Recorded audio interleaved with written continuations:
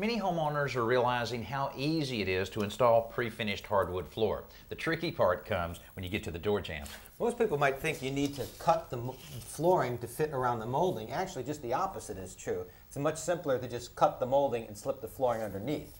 And the way you do that is you take a piece of the flooring and turn it upside down so you don't scratch the finished surface and hold it up against the molding. In this case, this is a glue down piece of flooring, so there's no padding that goes underneath it. Then just take a hand saw and hold it flat against the flooring and saw straight through.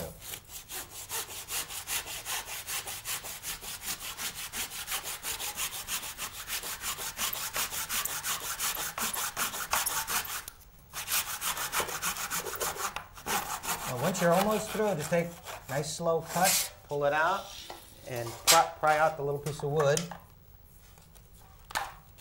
And you can slip the flooring right underneath it. There we go. Came out in pieces, but you can see you get a nice perfect fit. Well, that's a nice appearance. Now, if you have a lot of door jambs to cut, you may want to rent a jam saw from the rental center, but we only have a couple to cut here. This works great.